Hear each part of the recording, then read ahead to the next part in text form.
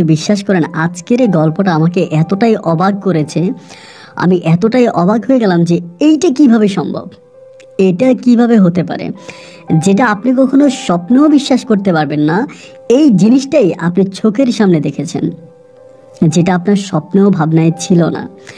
এক ভয়ঙ্কর রকম বাস্তবজনের গল্প। ৮০ বছর পরে এক মানুষ পরীর রাজ্য থেকে ফিরে এসে, এবং সে প্রমাণও করে দিল যে পরীর রাজ্যে সে ছিল, এমন কিছু অদ্ভুত কাজ করেছে, এমন কিছু ঘটনা ঘটিয়েছে। আপনি রংপুরের ওই প্রত্যন্ত এলাকাটার গল্প শুনলে আপনি জাস্ট অবাক হয়ে যাবেন। ইভেন ওই গ্রামটা এখনও আছে এবং ওই গ্রামটা বর্তমানে একটা অভিশপ্ত গ্রাম নামে পরিচিত।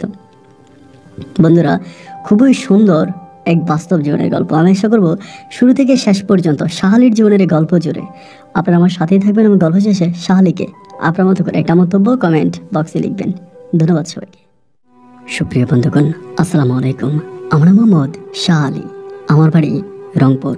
বন্ধুরা, আমি আমার জীবনের গল্পটা শুরু করার শুরুতে আপনাদেরকে আমার পরিবারের বিষয়ে জানিয়ে রাখি। আমার পরিবারে আমি আছি, আমার বাবা আছে, মা আছে, এছাড়া রয়েছে আমার দাদা দাদি সহ আমার কাকা ফুফি। আমাদের পরিবারে আরও সদস্য রয়েছে আমার বড় 6 জন বোন সহ বড় 2 জন ভাই। আমরা টোটাল 3 ভাই 6 বোন। আমাদের পরিবারটা রংপুর শহর থেকে অনেক দূরে সবুজ শ্যামলাগড়া কোনো এক মায়াবী গ্রামের এক উচ্চ মধ্যবিত্ত পরিবার। আমার বাবা পেশায় একজন ডিম বিক্রেতা। আমি খুব ছোটোবেলা থেকে দেখে আসছি আমার বাবা পায়ে হেঁটে বিভিন্ন জায়গা থেকে খাড়ি দিয়ে ডিম এনে সেই ডিম বিভিন্নভাবে গঞ্জের বাজারে গিয়ে পাইকারিতে বিক্রি করে। আমার গল্পটা আজ থেকে প্রায় 100 বছর আগের। আপনারা শুনলে অবাক হয়ে যাবেন, ওই সময়ের জীবনযাত্রা আর বর্তমান সময়ের জীবনযাত্রার মাঝে ছিল অনেকটা পার্থক্য। সে সময়ে মানুষে ছিল মায়া, মোহাব্বত, ভালোবাসা, ছিল না হিংসা বিদ্বেষ, এবং ছিল না মারামারি কাটাকাটি। সে সময়টা সত্যি এমন একটা জামানা ছিল যে এক বাড়িতে মুরগি জবাই করলে পাশের বাড়ির মানুষদেরকে দাওয়াত দিয়ে খাওয়ানো হতো। মানুষ কারো জমির উপর দিয়ে হেঁটে গেলে সেই জমি এমনিতেই তাকে দান করে দেওয়া হতো। আজ আমাদের এই সমাজে জমি নিয়ে হয় মারামারি। 1 বিঘা জমির জন্য, 1 ইঞ্চি জমির জন্য ভাই ভাইয়ের মাথা ফাটিয়ে দেয়। কিন্তু সেই সময়তে খুশি হয়ে একজন আরেকজনকে বিঘার পর বিঘা সম্পত্তি দান করে দিত। আমি সেই সময়ের কথা বলছি। কথাগুলো বললাম ঠিক এই কারণে, আপনারা হয়তো আমার জীবনের গল্প শুনলে বুঝতে পারবেন না, কারণ আজ থেকে 100 বছর আগে মানুষের জীবনযাত্রা ছিল ঠিক অন্যরকম। যাই হোক, এভাবে আমি তখন আমার পরিবারে বড় হয়ে উঠি। আমাদের এলাকাটা, আমাদের গ্রামটা আমাদের এলাকার মধ্যে খুব নাম করা একটা গ্রাম ছিল। আমাদের এই গ্রামে একজন পীর সাহেব ছিল। খাদেম আলী ওই পীর সাহেবের নাম, যার নাম ধরে আমাদের এই গ্রামটাকে খাদেম আলী গ্রাম নামে সবাই চিনে। যাই হোক, রংপুরের এই প্রত্যন্ত গ্রামে আমি আস্তে আস্তে করে বড় হয়ে উঠি। ভাই বোন, বাবা মা, চাচা জ্যাঠা, 51 পরিবারে আমি একটু একটু করে বড় হই। আমার বাবা ছিল একজন ডিম বিক্রেতা, যার জন্য আমার 6 বোনকে বিয়ে দিতে গিয়ে আমার বাবার বুক মাটিতে লেগে যায়। আমার বাবা অনেক দুঃখ কষ্ট যন্ত্রণা করে আমার বোনগুলোর বিয়ে শাদীর কাজ সম্পন্ন করে। আমার যে বড় 2 ভাই ছিল, ওই 2 ভাইও তখন মাঠে ঘাটে কাজ করতো। কিন্তু ছোটোবেলা থেকে আমি একটু অন্যভাবে বাবার পাশে ছিলাম। আমি বাবার ব্যবসার হিসাব নিকাশ খুব ভালোভাবে বুঝতাম। পয়সার পর পয়সা আমি এগুলো হিসাব করে মানুষের কাছ থেকে নিতাম। একটা সময় আমার বাবা যখন ডিম কেনার জন্য গ্রামে যেত, তখন বাবা আমাকে সাথে করে নিয়ে যেত। আমিও তখন কাঁধে ভারে করে মানুষের বাড়ি থেকে ডিম সংরক্ষণ করতাম এবং বাবার সাথে একইভাবে সেই ডিম পাইকারিতে বাজারে বিক্রি করতে যেতাম। এরকম করতে করতে একটা পর্যায়ে ওই ডিম পেশার সাথে, মানে ডিম বিক্রির সাথে, ওই ডিমের ব্যবসার সাথে আমি পারস্পরিকভাবে জড়িয়ে পড়ি। এমন করতে করতে আমার বয়স তখন প্রায় 19 থেকে 20 বছরের কাছাকাছি হয়ে যায় এবং 19-20 বছরের আমি তখন একটা তাগড়া জওয়ান। ওই মুহূর্তে আমার আব্বা তখন সিদ্ধান্ত নিল যে বাবার যে ডিমের ব্যবসা আছে, ওই ডিমের ব্যবসা বাবা আমাকে দিয়ে দেবে। বাবা আর ডিমের ব্যবসা করবে না। এবং বাবা তখন সর্বোপরি আমাকে জানালো যে আমি এই ব্যবসাটা ঠিকমতো করতে পারবো কি না। এটা অনেক পরিশ্রমের কাজ, গ্রামে গঞ্জে হেঁটে হেঁটে ডিম সংরক্ষণ করা, এরপরে আবার এই ডিম বাজারে গিয়ে বিক্রি করা। এই ব্যবসার মাঝে থাকতে হবে সততা এবং থাকতে হবে যথেষ্ট পরিমাণের পরিশ্রম সততা, এই দুইটা জিনিস এবং সতর্কতা, এই দুই তিনটা জিনিস যদি ঠিক থাকে তাহলে এই ব্যবসা করে অনেক টাকা উপার্জন করা সম্ভব। বাবার কথা মতো আমি তখন বাবাকে আশ্বাস করলাম যে অবশ্যই আমি নিষ্ঠার সঙ্গে এবং আমি এই ব্যবসাটা খুব ভালোভাবেই করব। এক পর্যায়ে বাবা তখন আমাকে এই ডিমের ব্যবসার সমস্ত পুঁজিটুকুন আমার হাতে তুলে দিল। এই নিয়ে আমার ভাই এবং বোনেরা সবাই আমার উপরে খুব রেগে গেল যে কেন বাবা আমাকেই সমস্ত ব্যবসা বাণিজ্যগুলো বুঝাই দিল, ডিমের ব্যবসা কেন আমাকে দিল, বাকি ভাই বোনগুলোকে কেন দিল না। এই নিয়ে আমার আব্বার সাথে আমার বাকি যে ভাই বোনগুলো আছে তারা খুব ঝামেলা করতো, অনেক ঝগড়া করতো। এমন করতে করতে আমার শৈশবের দিনগুলো পার হতে থাকে। একটা পর্যায়ে ওইমন করতে করতে আমার 19-20 বয়সের ওই সময়টা কাটতে থাকে। এক পর্যায়ে আমি প্রায় অনেকটাই বড় হয়ে যাই এবং বড় হয়ে যাওয়ার পরে আমি তখন আমাদের এলাকাতে একমাত্র ডিম ব্যবসায়ী নামে পরিচিত।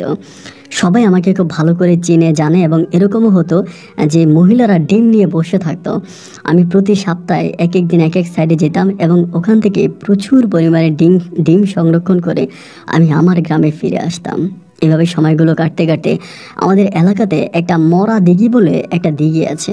এই দিঘিটাকে সবাই ভয় পায়, বিশেষ করে দিনের বেলায় ওই দিঘির পাড়ে কেউ মানুষ খুব বেশি একটা যায় না। দিঘিটা ছিল এরকম একটা জায়গায়, একটা মোটা রাস্তা, সরু রাস্তার পাশে এই দিঘিটা, এবং দিঘির পাড়ে ছিল আপনার হিন্দুদের চিতাখলা, যেখানে হিন্দু লোকজন মারা গেলে পড়া হতো।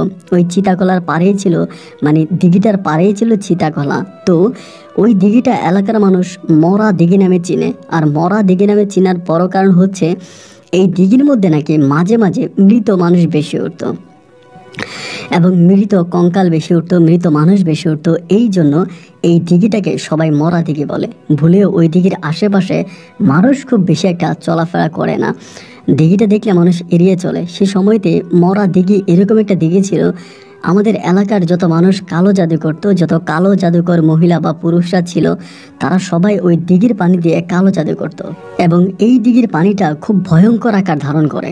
মাঝে মাঝে দেখা যায় যে দিঘির পানিটা একেবারে লাল বর্ণের থাকে, মনে হয় যেন রক্ত বর্ণের হয়ে আছে। আবার একইভাবে ওই দিঘিটার পানি দেখা যেত যে মাঝে মাঝে একেবারে নিশ কালো হয়ে আছে।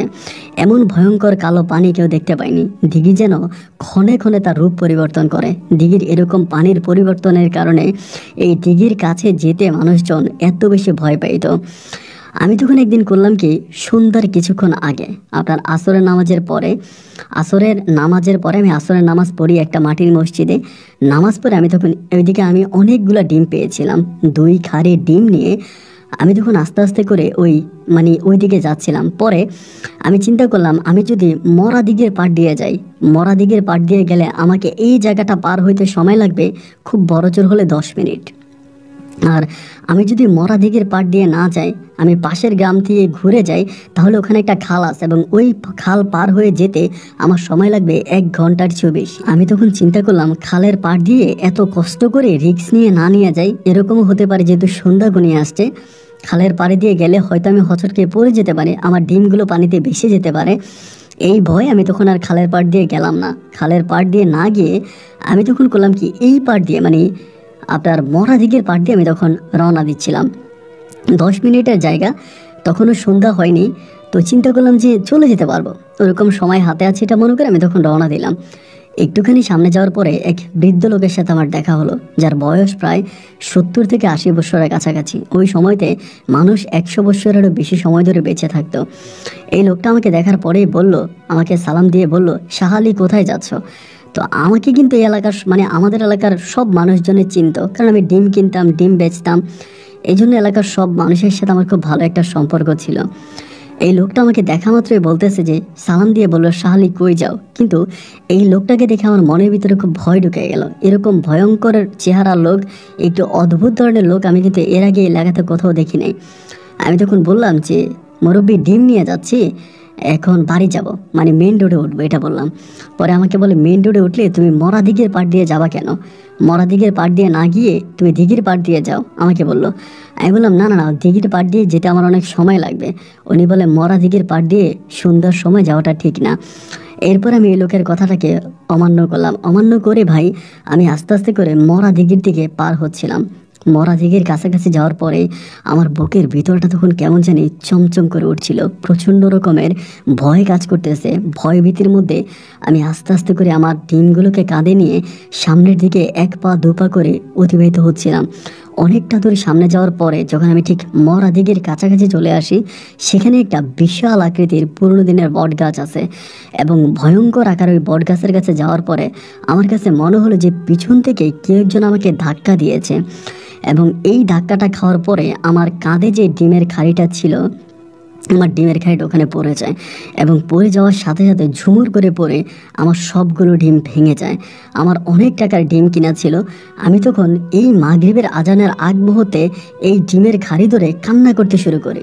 আমি যখন ডিমের খাড়ি ধরে কান্না করতে শুরু করলাম, আমি হঠাৎ করে খেয়াল করে দেখলাম সেই মুরব্বিটা, সেই বয়স্ক লোকটা আমার দিকে ধেয়ে আসছে, মানে আমার দিকে হেঁটে আসতেছে। লোকটাকে দেখে আমার তখন আরও ভয় লেগে গেল যে কী ব্যাপার, এই লোকটা আবার আমার দিকে এখানে ধেয়ে আসছে কেন?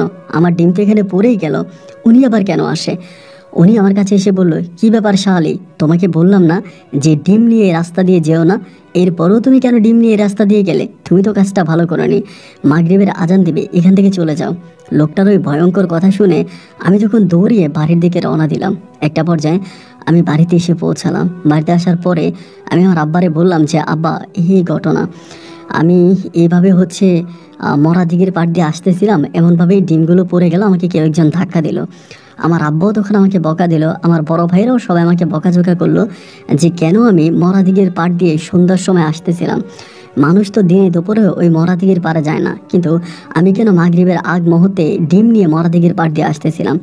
বাবা মা দুজনে আমাকে খুব বকাঝোকা করলো, খুব গালাগালি করলো। অনেক মন খারাপ হয়ে গেল, এতটাই মন খারাপ হয়ে গেল যেটা আমি আসলে বলে বোঝাতে পারবো না। একবার যে আমি প্রচণ্ড রকমের কান্নাকাটি করে আমি তখন ঘুমাতে চলে যাই, রাতের বেলায় ঘুমিয়ে যাই এবং রাতে ঘুমিয়ে যাওয়ার পরে হঠাৎ করে আমি একটা অদ্ভুত রকমের স্বপ্ন দেখতে পাই। আমি স্বপ্ন দেখতে পাই যে আমার কাছে মোটা এবং কালো আকৃতির অনেক ভয়ঙ্কর আকারের একটা সাপ আসে, যে সাপের অর্ধেক ছিল মানুষের মতো এবং বাকি অর্ধেক ছিল সাপের মতো। এরকম ভয়ঙ্কর সাপটা থেকে দেখার পরে আমি তখন চমকে উঠলাম এবং স্বপ্নের মধ্যে তিনি আমাকে বলে, শাহালি, আমি তোমার অনেক বড় ক্ষতি করেছি, আসলে আমি তোমার এত বড় ক্ষতি করতাম না।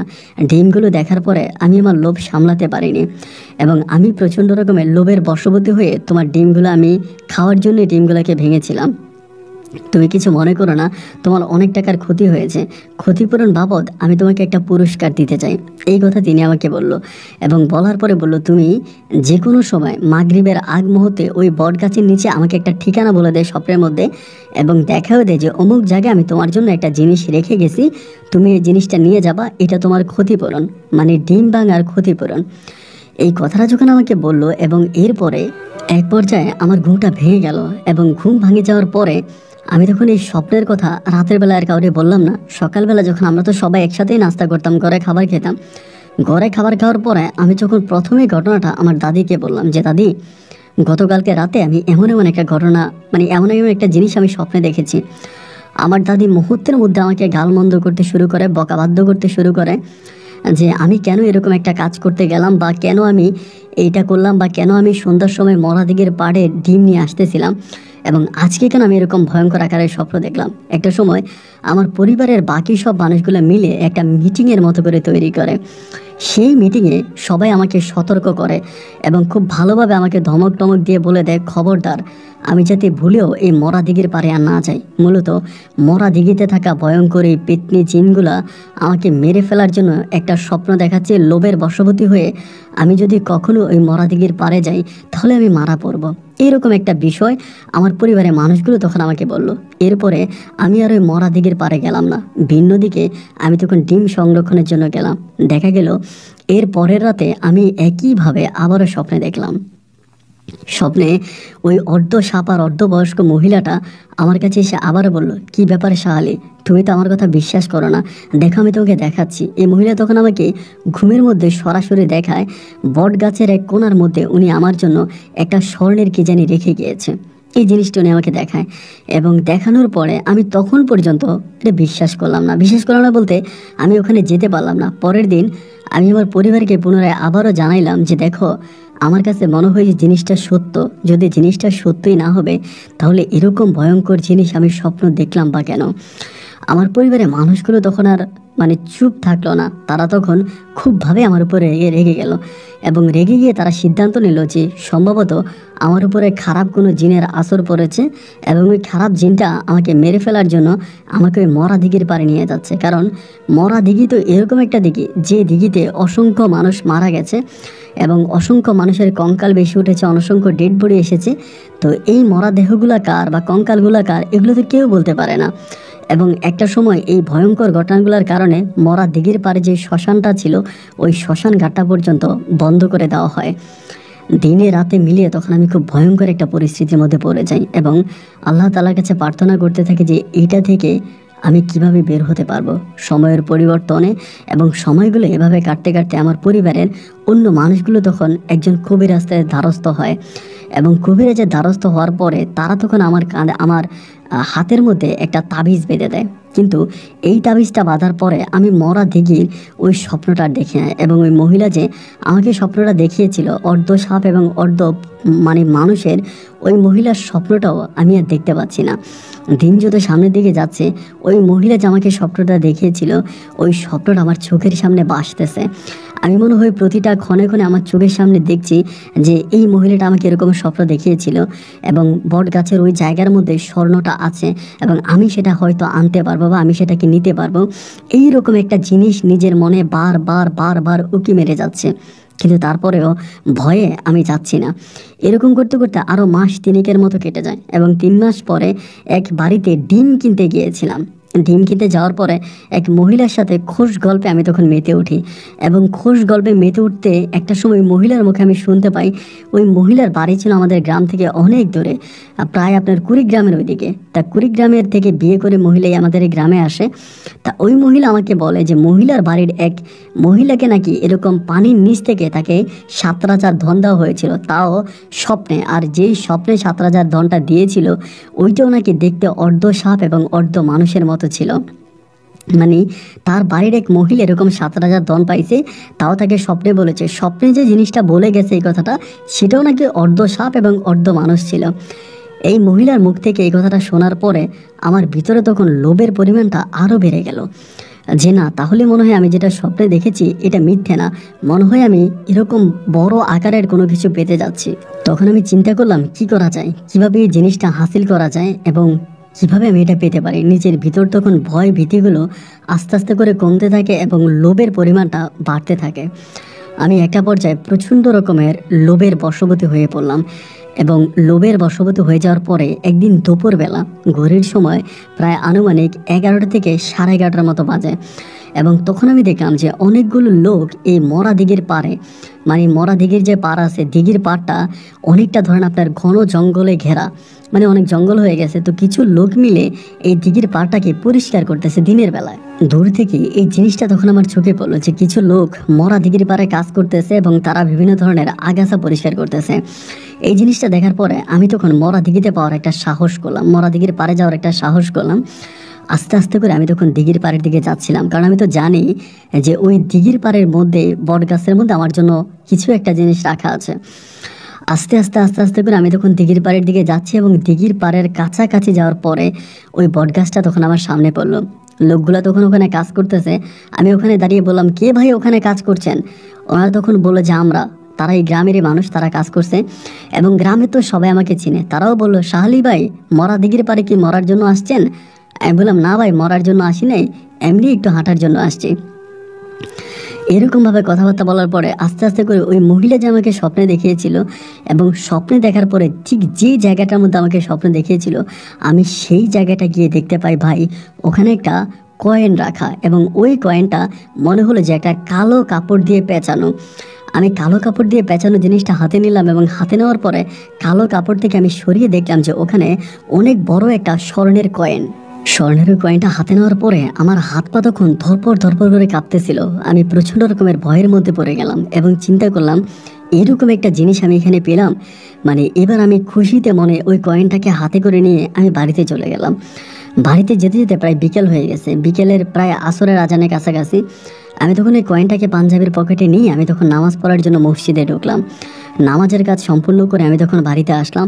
আসার পরে ভাবতেছি যে কয়েনের কথা আমি কাকে বলবো, এবং এটা শুনলে তো কেউ আবার আমাকে বকাঝকা করবে যে আমি কেন ওখানে গিয়েছিলাম। সবাই তো আমাকে ওইখানে যেতে মানা করেছিল, নিষেধ করেছিল, এবং সবার নিষেধকে আমি পায়ে ঠেলে ধরে ঠেলে আমি কেন ওই ওখানে লোভের বশবর্তী হয়ে গেলাম। দেখতে দেখতে সন্ধ্যা হয়ে গেল, এবং সন্ধ্যার পরে আমি সবার সাথে খাওয়া দাওয়া করলাম, রাতে ঘুমোতে চলে গেলাম। এবং রাতে ঘুমোতে যাওয়ার পরে আমি তখন হারিকেনের আলোতে, আমি আর আমার ভাই, আমার যে ইমিডিয়েট যে বড় ভাইটা আছে, আমরা একসাথে ঘুমাইতাম। তা হারিকেনের আলোতে আমি তখন কয়েনটাকে পরীক্ষা করতেছিলাম যে আসলে এটা স্বর্ণ কিনা। এবং পরীক্ষা করার একটা পর্যায়ে আমার ভাই তখন হঠাৎ করে ঘুম থেকে উঠে যায়, এবং ভাই উঠে যাওয়ার পরে ভাই তখন দেখে ফেলে যে আমি এরকম স্বর্ণের একটা কয়েন নিয়ে নাড়াচাড়া করতেছি। ভাই তখন আমাকে ধরলো, ধরে বলে এটা কি। আমি তখন বললাম ভাই এটা কিছু না, কারো কাছে বইলো না।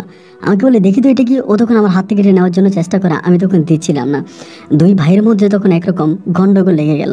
ও আমার কাছ থেকে এই জিনিসটা নিতে চায়, আমি ওকে দেই না। এইভাবে দস্তাদস্তির একটা পর্যায়ে আমাদের পরিবারের আমার দাদি এবং দাদা দুজনেই ঘুম থেকে উঠে গেছে।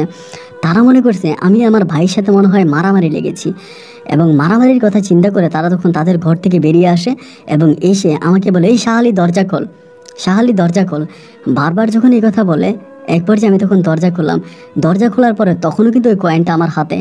আমার ভাই তখন আমার দাদার কাছে বলতেছিল, দাদা জানো আমি শাহালির হাতে দেখলাম যে স্বর্ণের কিছু একটা জিনিস শাহালির কাছে আছে। আমার দাদা দাদি উভয় তখন আমাকে বললো যে কী ব্যাপার শাহালি, তোর হাতে কি? এবং আমার হাতে কিছুই না। উনি বলে দেখা তো হাতে কি। আমি তখন দেখাচ্ছি না।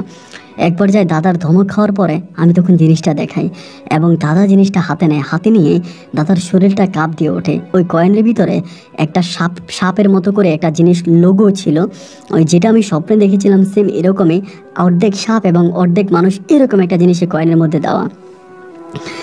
এইটা দেখার পর আমার দাদা তখন কয়েনটা নিয়ে যাবে। আমি তখন বললাম যে না, আমি তোমাকে এই কয়েনটা নিতে দিব না, এইটা আমার লাগবে, পয়সাটা আমার লাগবে, এবং আমি দিব না। আমি দাদার এটা আর দিলাম না। দিনের প্রায় 8টার দিকে সবাই তখন ঘুম থেকে উঠে গেল। আমাকে তখন ডাকা হলো। আমি জানি যে আজ আমার কপালে বড় দুঃখ আছে, সম্ভবত আমার বাবা মা আজকে আমাকে মেরেই ফেলবে। এই ভয়ের বশবর্তী হয়ে একবার যে আমি তখন 8টার দিকে তখন পারিবারিকভাবে একটা মিটিং ডাকা হলো, একটা দরবারের মতো করে ডাকা হলো। ওই দরবারে পরিবারের সব মানুষগুলো উপস্থিত হলো, একইভাবে আমি উপস্থিত হলাম। এবং আমার দাদা তখন আমাকে বলল যে এই কয়েনের ঘটনা কি, আমি এই কয়েন কোথায় পেয়েছি, কোত্থেকে এই কয়েন আমি এনেছি, আমি যাতে সত্য কথা বলে ফেলি। আমি তখন ভয় ব্যতীতগুলোকে দূরে ঠেলে আমার দাদাকে সত্য কথা বলে দিলাম যে দাদা এই কয়েনটা মূলত আমি ঠিক এইভাবে পেয়েছি, কয়েনটা আমি এখানে পাইছি। এবং সব সত্য কথাগুলো শোনার পরে আমার দাদা আমার গালে খুব জোরে একটা থাপ্পড় মারলো। আমার দাদা আমাকে থাপ্পড় মেরে বলল, লোকে বলে লোভে পাপ আর পাপে মৃত্যু, তুই তোর জীবনে মৃত্যুকে আমন্ত্রণ করেছিস, এই কাজটা তুই ভুলেও ভালো করিস নি। তোর এত বড় সাহস হলো কি করে, তুই আমাদের কথাকে তুই পায়ে ঠেলে দিয়ে তুই ওখানে গেলি কেন? দাদা আমার কাছ থেকে তখন কয়েনটা নিয়ে গেল, এবং কয়েনটা নিয়ে যাওয়ার পরে আমি তখন এই কয়েন নিয়ে প্রচুর ঝামেলা করি। আমার কয়েন আমাকে দিয়ে দাও, স্বর্ণের কয়েন আমি দেবো কেন? এবং পারিবারিকভাবে তখন আমার দাদা এই কয়েনটা বিক্রি করে, এবং কয়েনটা যখন বিক্রি করে, কয়েনটা বিক্রি করার পরে প্রচণ্ড রকমের টাকা পায়। সেই সময় একটা টিনের ঘর ছিলই না, মানে সব ঘরগুলোই আপনার ছিল মাটির ঘর, মাটির বানানো ঘর, এবং খুব বড় জোর হয়তো উপরে টিনের চাল দেওয়া ছিল খুব বেশি হলে, কিন্তু বেশিরভাগে দেখা যেত যে মাটির বানানো ঘর। তো মাটির বানানো ওই ঘরের ভিতরে আমার দাদা তখন আমাদের ঘর বাড়িগুলো ঠিকঠাক করে কয়েনটা বিক্রি করে, এবং মোটামুটি দেখা যায় যে আমাদের পরিবারে অনেক আয় উন্নতি দেখা দেয়। আমাদের পরিবারে আগের মতো অভাব থাকে না। আমার দাদার ওই কয়েন বিক্রি করা টাকায় পরিবারে তখন উজ্জ্বল তো ফুটে ওঠে। আমার ভাইরাও তখন অনেক কর্মঠোর হয়ে পড়ে, আমার বোনদের বিয়ে শাদী সম্পূর্ণ হয়, এবং একটা পর্যায়ে আমার দাদা দাদি সবাই আমাকে অনেক আদর করতে শুরু করে। আমার কারণে তারা এই কয়েনটা পাইছে এটা তারা মনে করে। তো আমি তখন এই জিনিসটা ওই আমার হাতে যে আপনার তাবিজটা তারা দিয়ে রাখে, যখন আমার পরিবারের একটা উন্নতি আমি দেখলাম, এবং যে জিনিসটা আমাকে স্বপ্নে দেখিয়েছিল সেই জিনিসটা আমাকে একটা ভালো কিছু উপহার দিয়েছে, আমার ভিতর তখন মনে হলো তার মানে হচ্ছে আমি যে জিনিসটা স্বপ্নে দেখেছি এটা সত্য, এটা সম্পূর্ণ সত্য, এবং আমার হাতে আমি তাবিজটা পরে কেন থাকবো।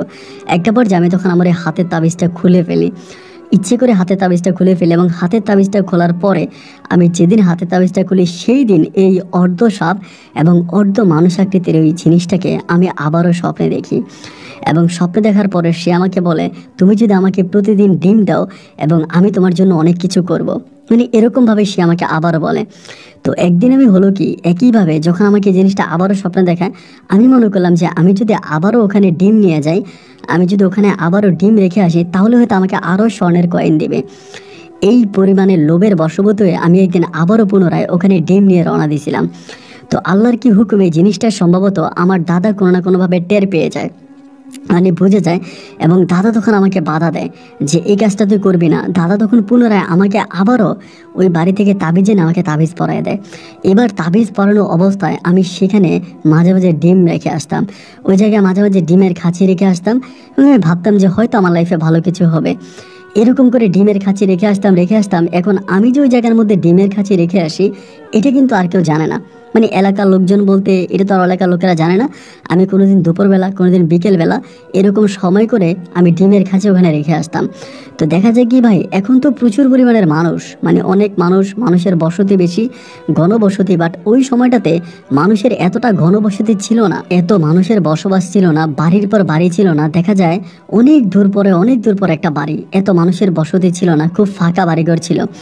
এই জন্য আমি যখন ডিমের খাঁচি রেখে আসতাম, কেউ টের পেত না ওখানে আমার ডিমের খাঁচি রাখা, সেটা কেউ বুঝতে পারতো না। এইভাবে সময়গুলো কাটতে কাটতে একটা পর্যায়ে আস্তে আস্তে মানুষ এখান দিয়ে যখন হাঁটাচলা করতো, মাঝে মাঝে দু একজন হাঁটতো, তারা দেখতো যে ওখানে ডিমের খাঁচি পড়ে আছে, এবং এখান থেকে তারা ডিম নিয়ে যেত। এভাবে 1 কান 2 কান 3 কান হতে হতে পুরো গ্রামের মাঝে ছড়িয়ে পড়ে যে এই জায়গার মধ্যে ডিম পাওয়া যায়, মানে ওই জায়গার মধ্যে ডিম পাওয়া যায় এবং ওই বট গাছের নিচে ডিম থাকে। এরপরে অনেকেই করে কি ওখান থেকে ডিম নিয়ে যেত। এইরকম করতে করতে এই জিনিসটা কিছু হিন্দু লোকের চোখে পড়ে, যারা হিন্দু সম্প্রদায়ের লোকজন আছে তাদের মধ্যে জিনিসটা মানে তাদের চোখে পড়ে, এবং তাদের যখন জিনিসটা চোখে পড়ে একটা পর্যায়ে দেখা যায় যে অনেক মানুষ তখন ওখানে গিয়ে পূজা করতে শুরু করে। যে বটগাছটা আছে, বটগাছটার নিচে পূজা করে, এবং তারা মনে করে যে তাদের ভগবান তাদেরকে হচ্ছে ডিম দিচ্ছে, বা তাদের ভগবান হয়তো বটগাছের নিচে ডিম রেখে যাচ্ছে এবং এটা তারা পাচ্ছে। এবং এরকম করতে করতে ওই জায়গাটা মানে বটগাছের ওই নিচের জায়গাটা একটা পর্যায়ে হিন্দু লোকের দখলে চলে যায়। তারা ওখানে অনেক বড় একটা মন্দির নির্মাণ করার একটা পরিকল্পনা করে, যে যেহেতু ভগবান তাদেরকে ওখানে ডিম দিচ্ছে, সো এখানে তারা একটা মন্দির নির্মাণ করবে। আমি কিন্তু একবারই একটা কয়েন পেয়েছি, এবং দ্বিতীয়বার ওই মহিলাটাকে আমি জাস্ট স্বপ্নে দেখেছি।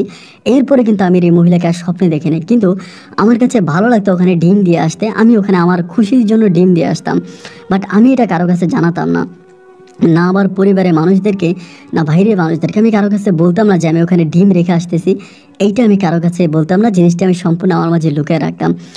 এইভাবে সময়গুলো কাটতে কাটতে একটা পর্যায়ে ওই মরা দিঘির পাড়ে বটগাছের নিচে একটা বড় আকারের মন্দির তারা নির্মাণ করে ফেলে।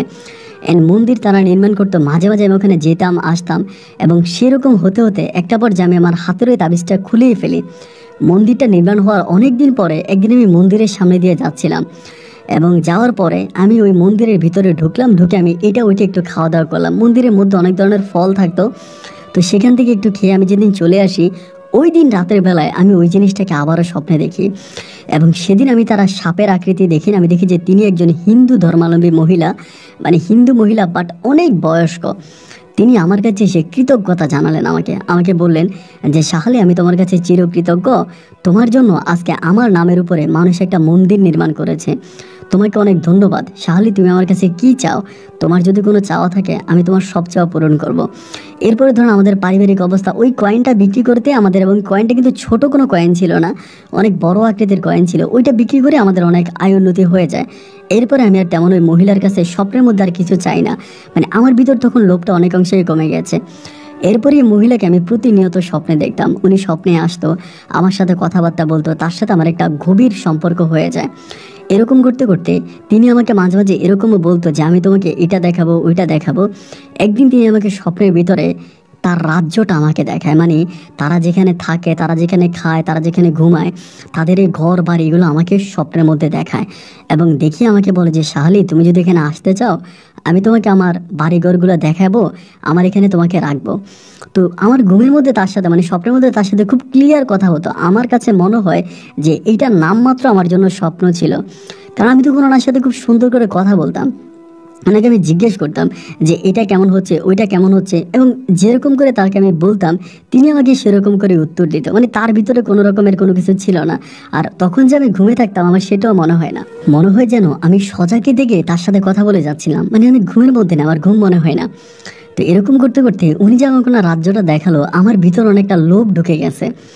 মানে ওনার মধ্যে, মানে ওনার এত বড় একটা রাজ্য, উনি আমাকে এই রাজ্যটা দেখাইছে, রাজ্যটা এত সুন্দর, এখানে অনেক মানুষ এবং অনেক সুন্দর সুন্দর মানুষ, এবং এই রাজ্যের বর্ণনা দিয়ে আমি শেষ করতে পারবো না। রাজ্যের বর্ণনা দিতে গেলে হয়তো সকাল হয়ে যাবে, এত সুন্দর ওই রাজ্যটা ছিল। এবার ওই রাজ্যটা দেখার জন্য আমার ভিতরে একটু লোভ জাগলো যে আমি এই রাজ্যটা দেখব, এটা কেমন এবং এখানে এত মানুষ কেন, এটা তো সুন্দর কেন। তিনি আমাকে বললো, আমি যদি কোনো একদিন ঠিক মাগরিবের আজানের একটু আগে, মানে মাগরিবের আজানের কিছুক্ষণ পরে আমি যদি ওই দিঘির পাড়ে বটগাছের নিচে গিয়ে একটা দোয়া আমাকে শিখিয়ে দিল যে এই জিনিসটা যদি আমি 3বার পড়ি তাহলে আমাকে উনি নিয়ে যাবে, এই জিনিসটা বললো। তো তখন কিন্তু আমার ওই হাতের মধ্যে কোনো তাবিজ নাই, আমি আমার মতো করে চলাফেরা করি, ডিমের ব্যবসা করি। একদিন হলো কি, আমি একইভাবে আমার ভিতরে তখন ইচ্ছা জাগলো যে আমি ওদের রাজ্যটা ঘুরে আসব, এবং ওই মহিলার প্রতি, হিন্দু মহিলাটার প্রতি আমার খুব বিশ্বাস ছিল যে তিনি আমার কোনো ক্ষতি করবে না। কারণ তিনি যদি আমার ক্ষতি করারই হতো তাহলে তিনি আমার অনেক ক্ষতি করে ফেলতে পারতো, আমাকে মেরেও ফেলতে পারতো, বাট তিনি আমার কোনো ক্ষতি করেনি। তিনি আমাকে অনেক ভালোবেসেছে এবং আমার কাছে তখন মনে হলো যে ঠিক আছে, তাহলে আমি ওখানে যাব। একদিন হলো কি, একইভাবে আমি মাগরিবের কিছুক্ষণ আগে ওই মরা দিঘির পাড়ে গিয়ে দাঁড়ালাম, এবং দিঘির পাড়ে বটগাছ যে ছিল, বটগাছ ঘেসে আমি তখন ওখানে দাঁড়াইলাম। দাঁড়ানোর পরে তিনি আমাকে যেটা পড়তে বললো, স্বপ্নের মধ্যে আমি এই জিনিসটাই পড়লাম, এবং পড়ার পরে হঠাৎ করে আমার কাছে মনে হলো যে পানির ভিতর থেকে কোনো একটা হাত এসে আমাকে টান দিয়ে পানির ভিতরে ঢুকিয়ে ফেলছে। পানির ভিতরে ঢুকিয়ে ফেললো, এবং পানির ভিতরে ঢোকার পরে পানির ভিতরে ওই মরা দিঘির ভিতরে আমাকে টান দিয়ে নিয়ে গেল। এবং ভিতরটাতে নিয়ে যাওয়ার পরে, এটা কিন্তু আমার কোনো স্বপ্ন না, আমি কোনো স্বপ্নের কথা বলছি না, এটা আমার জীবনে আমি সরাসরি দেখা একটা ঘটনা। পানির মধ্যে আমাকে ভিতরে টান দিয়ে নিয়ে গেল, এবং পানির ভিতরে যাওয়ার পর আমি যেটা দেখলাম যে পানির ভিতরে একটা অনেক বড়, বিশাল বড় একটা রাজ্য, ওখানে অনেক রকমের মানুষ এবং আমার মতো স্বাভাবিক মানুষ। সেখানে একটা মন্দিরের সামনে এই মহিলা আমাকে নিয়ে গেল, আমাকে টেনে, আমার যখন জ্ঞান ফিরে আর কি, বা আমি জাস্ট এটুকু মনে আছে যে আমাকে পানির ভিতর থেকে একটা টান দেওয়া হয়েছিল, এবং টান দেওয়ার পর আমি পানির ভিতরে ঢুকে গেলাম। এবং পানির ভিতরে ঢোকার পরে ওই মন্দিরের সামনে মহিলাটার সাথে আমার দেখা, যে মহিলাটার সাথে আমার স্বপ্নে দেখা হতো, এবং তিনি আমাকে অনেকগুলা খাবার, একটা মন্দির আছে অনেক বড়, মন্দিরের সামনে অনেকগুলা খাবার আমার সামনে এনে দিল। আমাকে বললো, শাহালি তুমি ভালো আছো? আমি বললাম, হ্যাঁ আমি ভালো আছি। বলে, তোমার জন্য এই খাবারগুলো তুমি খাও।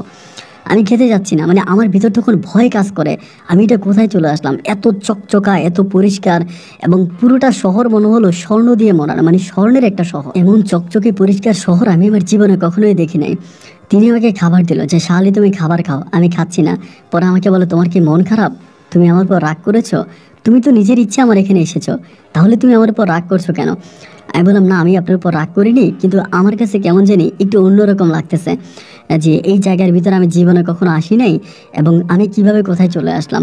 উনি আমাকে বলে, আমাদের জগতে বা আমাদের শহরে আসার এই হচ্ছে রাস্তা, এই মরা দিঘি দিয়ে আমাদের শহরে আসা যায়, আমাদের শহরে ঢোকার এই রাস্তা, এবং এই রাস্তা দিয়ে আমি তোমাকে নিয়ে আসছি।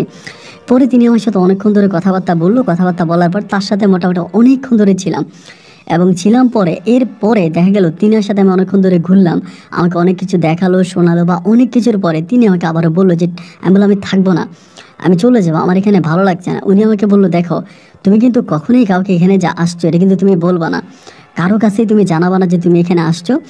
এবং একটা পর্যায়ে তখন এই কথা বলে তিনি আমাকে উঠিয়ে দেয়, আমাকে ওই জায়গার ভিতরে নিয়ে যায়, ওই বট গাছের নিচে আমাকে বসাই দিয়ে আসে, আমার অতটুকু মনে আছে। এবং আমি ওই বট গাছের নিচে তুমি আমাকে বসাই দিই, এবং এরপরে আমার জ্ঞান ফিরে আসে। এবং আমার জ্ঞান ফিরে আসার পরে দেখি যে আমি ওই মরা দিঘির পাশাপাশি কোনো একটা গ্রামের মধ্যে আমি আসি, এবং তখন দিনের বেলায় তারা আমার চোখে মুখে পানিতে আমাকে অজ্ঞান থেকে জ্ঞান ফিরায়। এবং জ্ঞান ফিরানোর পরে আমি দেখলাম যে আমার শরীরটা একদম শুকনা, আমার শরীরে যে কাপড়গুলো ছিল কাপড়ে কোনো ভিজা দাগ নাই, কিছু নাই। আমি ওনাদেরকে বললাম যে আমি এই জায়গায় কেন? পরে আমারে বলা, আমাকে নাকি তারা সকালবেলা বট গাছের নিচে পাইছে, এবং বট গাছের নিচে পাওয়ার পর থেকে ওরা তো আমাকে অনেকেই চিনে, আমাকে এখানে এনেছে, খুবভাবে আমার জ্ঞান আনানোর চেষ্টা করে আনতে পারে না। পরে তারা আমার জন্য কবিরাজ নিয়ে আসে, এবং কবিরাজের মাধ্যমে আমার তখন জ্ঞান ফিরে আসে। তারা তখন বলতেছে যে আমি এখানে কেন আসি, বা সারা রাত আমি কোথায় ছিলাম। আমার পরিবারে খবর দেওয়া হয়, আমার আব্বা আম্মা তখন সবাই আসে, এবং সবাই আসার পরে বলল কি হয়েছে। আমি তখন তাদেরকে আর কোনো কিছুই বললাম না, এবং ওখানকার লোকগুলোকেও বললাম যে আপনারা যে আমাকে ওইখানে পাইছেন এটা আমার পরিবারকে বলার দরকার নাই। এরপরেও আমার পরিবারের মানুষগুলো খুব সন্দেহ করে। এরপরে প্রতি রাতে আমি এই মহিলাটাকে স্বপ্নে দেখতে থাকি, এবং এরকম করে স্বপ্নে দেখতে দেখতে দেখতে দেখতে তিনি আমাকে অনেক সময় বলে যে তুমি কি আবারও আসবা, আমাদের রাজ্যে আসবা, আমাদের রাজ্য থেকে তোমাকে ঘুরে নিয়ে যাব, তুমি অনেক ভালো ছেলে। আমি বললাম আমি আর যাবো না, মানে আপনাদের ওখানে যাওয়ার ইচ্ছা আমার নাই, এবং যা হবারটা হয়ে গেছে, আমি আর কখনো এখানে যাব না। এরকম করতে করতে একদিন তিনি হঠাৎ করে খুবই রূপবতী সুন্দরী একটা মেয়ে আমার কাছে নিয়ে আসছে স্বপ্নের মধ্যে। ওইটাই ছিল আমার জীবনের বাস্তব, যেটা আমি মাগরিবের পরে আমার সাথে হয়েছে, উনি আমাকে টান দিয়ে নিয়ে গেছে। এরপরে যে জিনিসগুলো হচ্ছে এগুলো কিন্তু সম্পূর্ণ স্বপ্ন। স্বপ্নের মধ্যে তিনি এসেছে একটা খুব সুন্দরী একটা মেয়ে নিয়ে, এবং মেয়ে নিয়ে আসার পরে আমি ওখানে বসছি, মানে আমার ঘরের মধ্যে আমি বসছি। দেন আসার পরে মেয়েটার নাম ছিল হচ্ছে পুষ্পিতা। এসে বলল যে পুষ্পিতা, ওর নামই সাহা আলী। এবং এই মেয়েটা একদম কুমারী, খুবই সুন্দর চেহারা, মানে এত সুন্দর চেহারার মেয়ে আমি মনে হয় আমার জীবনে আর কখনো দেখি নাই। খুবই মায়াবী চেহারা। অ্যান্ড আমাকে বলে যে আমার মা সবসময় আপনার গল্প বলে, আপনার কথা বলে, বাট আজ আমি আপনাকে সরাসরি দেখলাম, আপনি কি আমাকে দেখে ভয় পাচ্ছেন? মানে না, আমি তো আপনাকে দেখে ভয় পাচ্ছি না।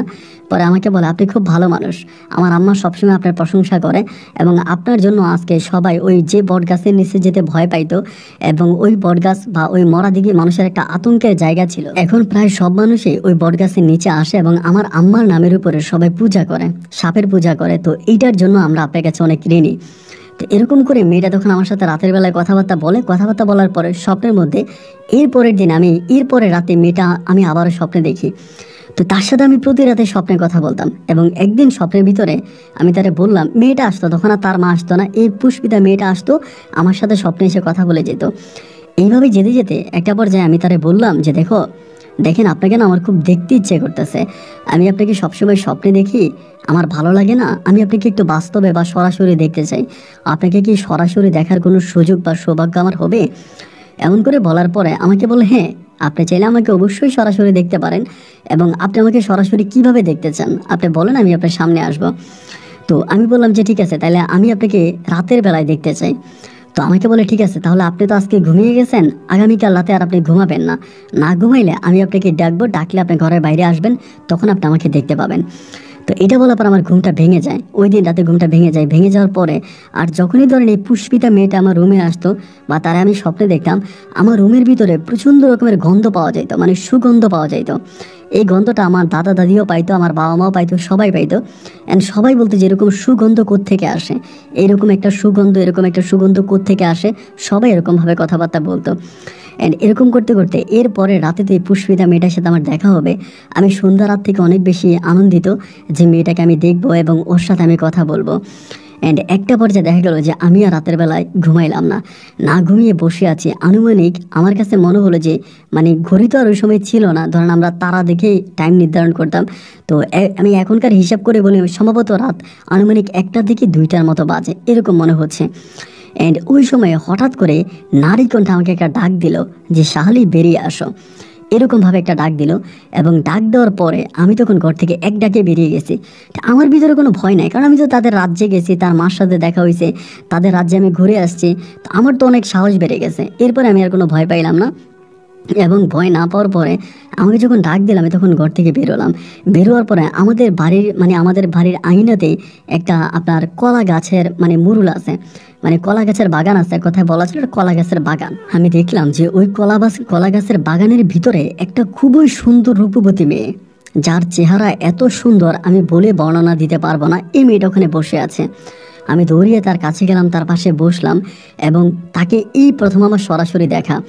এবং মেয়েটা হিন্দু ছিল, মানে খুব সুন্দর করে আমার সাথে কথা বলতেছে। নর্মালি একটা মানুষের সাথে যেরকম করে কথা বলে, এই মেয়েটা আমার সাথে ঠিক এরকমভাবে একটা মানুষের মতো, একেবারে নর্মাল একটা মানুষের মতো আমার সাথে বসে বসে কথা বলতেছে। আমাকে বলে, আমার খুব প্রশংসা করে যে শাহালি তুমি অনেক ভালো, আমার আম্মা তোমার অনেক প্রশংসা করে। এরকম করে আমার হাতেও একটা আংটি পরাই দিয়ে যায়, একটা স্বর্ণের আংটি পরাই দিয়ে যায়।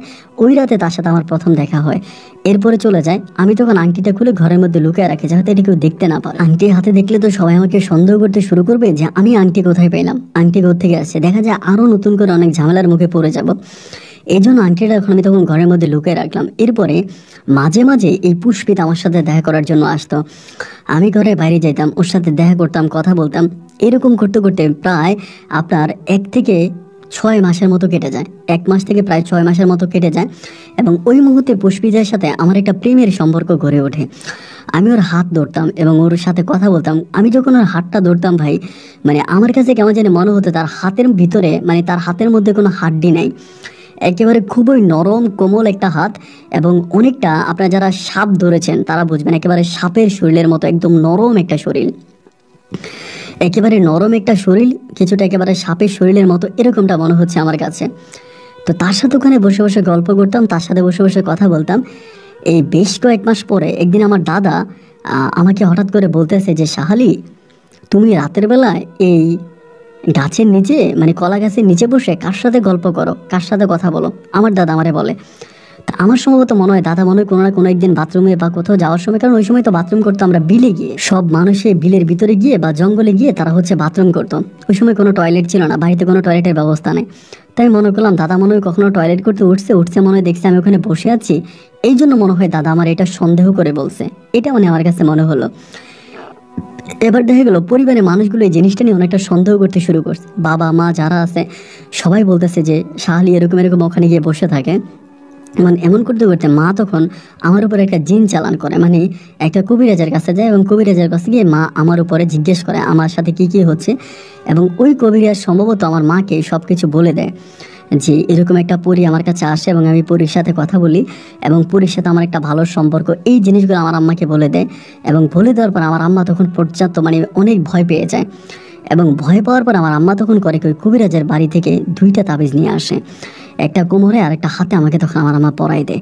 আমি তখন এগুলো পড়তে চাই না, তাও আমাকে জোর করে জিনিসগুলো পরানোর পরে আমি এই পরীটাকে আর স্বপ্নেও দেখি না, ও আর আমাকে সে ডাকেও না। কিন্তু অদ্ভুত বিষয় হচ্ছে কি জানেন, যে পরীটাকে আমি এত ভালোবাসতাম, যাকে ছাড়া আমার কোনো কিছু ভালো লাগতো না, আজকে প্রায় 6 মাস যাবৎ যে পরীটাকে আমি এত ভালোবাসি, আমি এই পরীটাকে আর স্বপ্নে দেখতে পাচ্ছি না, মানে পরীটাকে আর স্বপ্নেও দেখি না। এবং তার প্রতি আমার যে একটা টান ভালোবাসা ছিল এটাও অনেক অংশে কমে গেছে। আগের মতো করে তার কথা মনে পড়ে না, তার জন্য আমার এই টান ভালোবাসাগুলো সম্পূর্ণ কমে গেল। এবং কমে যাওয়ার পরে যে জিনিসটা দেখা গেল, আমার পরিবার তখন সিদ্ধান্ত নিল যে আমাকে বিয়ে করাই দিবে। তো বিয়ে করার কোনো ইচ্ছা আমার ছিল না, মানে আমি বিয়ে করব না, আমি এরকমই আলোচনা করে রাখছি। কিন্তু এরপরেও পরিবারের মানুষগুলো ওই সময় জোর জবরদস্তি করে আমাকে মতিয়া খাতুন নামক এক মহিলার জন্য, মানে মহিলাকে আমাকে বিয়ে করাবে। এক মেয়ে দেখছে মতিয়া নাম, ওই মেয়েকে আমাকে বিয়ে করাবে। আমি বিয়ে করার জন্য মোটেও রাজি নই, আমি বিয়ে করবো না, আমি সম্পূর্ণ বিয়ের এগেনস্টে, কিন্তু আমার পরিবার আমাকে বিয়ে করাইয়ে ছাড়বে। শেষ পর্যন্ত তারা যেটা করলো, তারা আমার জন্য বিয়ে ঠিক করে ফেলে। এবং বিয়ে ঠিক করে ফেলার পরে আমি তখন বাধ্য হয়ে তখন ওই মতিয়া খাতুনকে আমি তখন বিয়ে করি। এবং ওই মহিলাটাও দেখতে শুনতে অনেকটা ভালো ছিল, খুবই সুন্দরী ছিল। তারা আমি বিয়ে করে ঘরে আনি। ঘরে আনার পরে তিনি তখন আমার ঘরে থাকতেছে, আমার সাথে খুব ভালো করে সম্পর্ক আছে। বাট আমি প্রতিটা রাতে আস্তে আস্তে করে এই পুষ্পিতাকে স্বপ্নে দেখতে থাকি। পুষ্পিতার কথা আমার খুব মনে হয়, ওকে আমি অনেক মিস করি, মানে ওকে আমার কেন জানি ভুলতে পারি না। দেখতে দেখতে প্রায় 1 বছরের মতো কেটে যায়। 1 বছর পরে আমার ঘরে একটা ছেলে সন্তান হয়, এবং ছেলেটা হওয়ার পর আমি ছেলেটার নাম রাখি শাহাবুদ্দিন। শাহাবুদ্দিন একটা ছেলে হয়, এবং এর পরের বছরে আমার ঘরে একটা মেয়ে সন্তান হয়।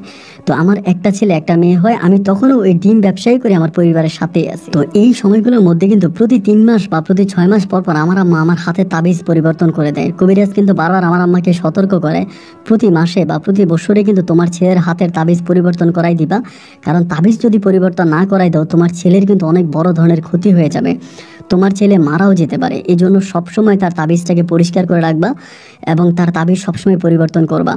অ্যান্ড বিয়ের পর আমার মা আমার তাবিজ পরিবর্তন করতো। এরকম করতে করতে একদিন আমি বাজার থেকে আসতেছিলাম, মানে আমাদের এলাকায় একটা বাজার আছে, বাজার থেকে আসতেছি, এবং বাজার থেকে আসার পরেই ওইখানে একটা মহিলা মারা গেছে। মানে বাজার থেকে আসার পথে রাস্তার পাশে একটা মহিলা মারা গেছে। মহিলাটার মা হারুনের মা বলে মানুষ চিনত। তা মহিলাটা মারা যাওয়ার পরে তো অনেকেই মহিলাটার লাশ দেখার জন্য যাচ্ছে। আমার ভিতর তখন আমি বাজার থেকে আসতেছি, আমি তখন ওই মহিলাটার লাশ দেখার জন্য গেলাম, এবং লাশ দেখার জন্য গেলাম। পরে আমি মহিলাটার লাশ দেখলাম, মহিলাটা মারা গেছে।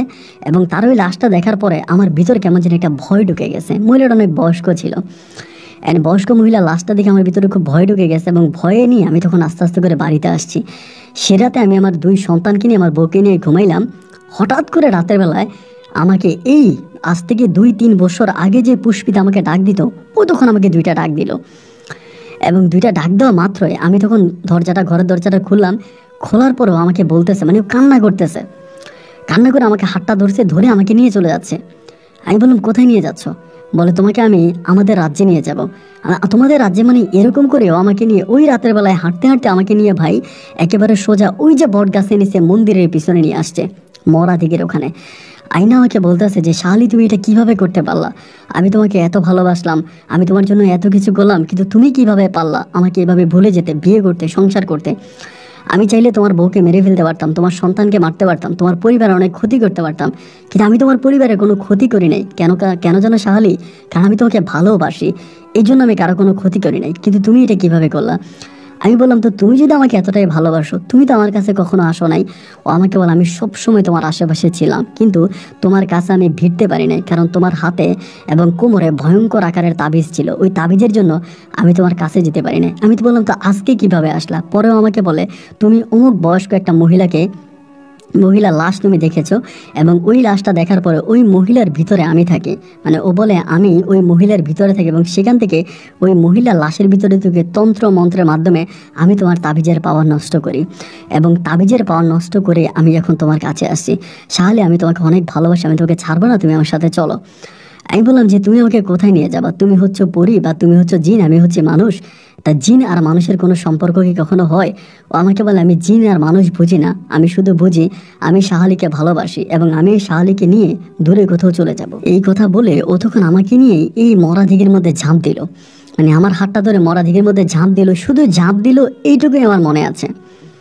আমাকে নিয়ে ঝাঁপ দিল, এবং ঝাঁপ দেওয়ার পরেই আমি তখন মানে ওর সাথে চলে গেলাম, এবং ওর রাজ্যে আমি চলে গেছি। এবং ওর রাজ্যে যাওয়ার পরে আমার সাথে যা হয়েছে, আমি এগুলো বললে আপনারা একটা কথাও বিশ্বাস করবেন না। আপনারা সবাই বলবে যে আমি ঠাকুর মায়ের গল্প বলে যাচ্ছি। আসলে মূলত এখানে যাওয়ার পরে আমি একটা অন্যরকম পৃথিবী দেখতে পেয়েছি। আমাদের যেরকম একটা পৃথিবী, ঠিক এরকমই একটা পৃথিবী, বাট ওইটা হচ্ছে স্বর্ণের। ঘর বাড়ি মন্দির সব কিছু স্বর্ণের, এবং চকচকা মানুষ ওখানে সব। ওইখানে নিয়ে এই মেয়েটা, এই পুষ্পিতা মেয়েটা আমাকে তখন বলে ও আমাকে বিয়ে করবে, এবং ওরা ওদের হিন্দু ধর্ম অনুযায়ী ওখানে আমাকে বিয়ে করে। ওই পুকুরের নিচে ওদের রাজ্যে আমাকে বিয়ে করে, এবং বিয়ে করার পরে সেখানে আমাকে রেখে দেয়। আমাকে একটা ঘরের মধ্যে আটকে রাখে, মাঝে মাঝে আমাকে নিয়ে ঘুরতে যায়। ওখানে অনেক ধরনের ঘটনা আছে, বাট আমি এগুলো বলে সময় নষ্ট করতে চাই না, কারণ এগুলো আপনাদের কাছে অনেকের কাছে বিশ্বাস হবে না। আমাকে অনেক কিছু দেখাইতো, আমি পৃথিবীর বাইরে আমাকে নিয়ে যাইতো। মাঝে মাঝে পৃথিবী থেকে পৃথিবীর বাইরে আমি যেতে পারতাম, এবং গহীন বিশ্ব, আমরা আজকে যেটাকে গ্যালাক্সি বলি, এরকম অনেক কিছু আমার অনেক নক্ষত্র, অনেক কিছু আমি আকাশে ঘুরে বেরিয়েছি, আমি এরকম অনেক কিছু দেখেছি যেটা আসলে কেউ বিশ্বাস করবে না। তো এরকমভাবে দেখতে, এবং তার সাথে আমি থাকতাম, আমাদের মাঝে স্বামী স্ত্রীর সম্পর্ক হতো। কতদিন, কত মাস, কত বছর কেটে যাচ্ছে আমার কোনো হিসাব নাই।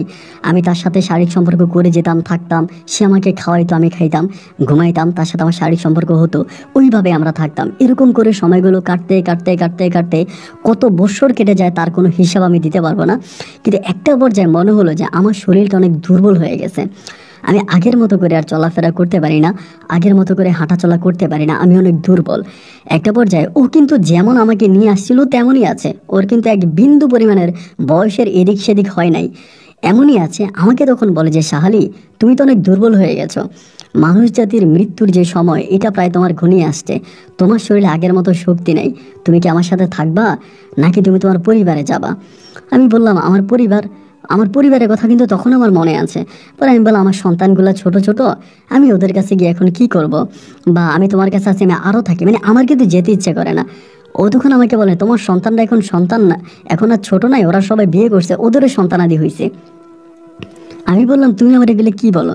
বলে আমি যেটা বলছি এটা সত্যিই বলছি, তুমি কি যাবা পৃথিবীতে, তোমার পরিবারের সাথে তুমি আবারও থাকবা, তুমি যদি যেতে চাও আমি তোমাকে দিব, কারণ তুমি এখানে মারা যেতে পারো, তোমার শারীরিক অবস্থা ভালো না, তুমি অনেক বয়স বেড়ে গেছে, এখন তুমি যদি যেতে চাও তুমি তাদের সাথে দেখা করে আসতে পারো। আমি বললাম তুমি যদি আমাকে বলো তাহলে আমি যাব। অ্যান্ড এরপরে একদিন জোহরের আজানের সময়, মানে আমার যেটা মনে জোহরের আজানের সময় আমাকে যে বটগাছের কথা আমি বললাম, ওই বটগাছটা তখন কেটে ফেলে, এবং বটগাছের পাশে যে একটা ভাঙা রাস্তা ছিল, মানে মাটির রাস্তা ছিল, মন্দির ছিল, মন্দিরটাও নাই, মাটির রাস্তাটাও নাই, সেখানে একটা পাকা বড় রাস্তা হয়ে গেছে। ওই পাকা রাস্তার পারে আমাকে এসেও বসায় দেওয়া যায়, ও নিজে এসে আমাকে বসায় দেওয়া যায়, এবং বসায় দিয়ে ওই পুকুরের মধ্যে, মানে ওই দিঘির মধ্যে আবার ঝাঁপ দিয়েও চলে যায়।